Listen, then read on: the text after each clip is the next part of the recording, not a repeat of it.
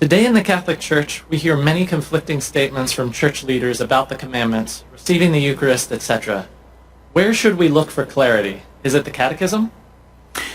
Well, obviously, the clearest and most fundamental voice to listen to is that of Jesus Christ, the founder of the Church.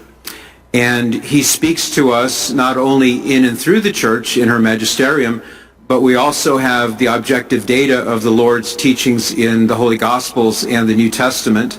So we should listen to our shepherd's voice, Jesus, and recognize that anything that might contradict what Jesus himself said, as it's taught by the Catholic faith. We're not lone rangers. We don't decide for ourselves what did Jesus mean by what he said.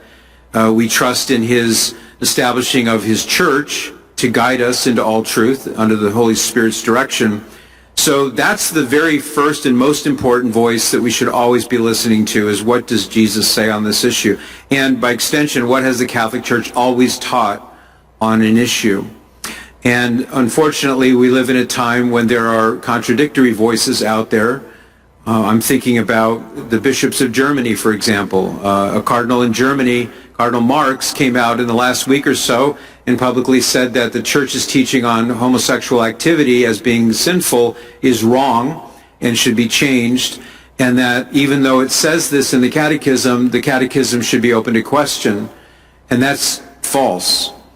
And so if I can use him as an unfortunate example of a contradictory voice, there's an example. So listen to Jesus, listen to the perennial teachings of the Church, know what you believe, know why you believe it, stay faithful to it, and people who have contradictory voices will come and go, but stay faithful to Jesus and you'll be fine.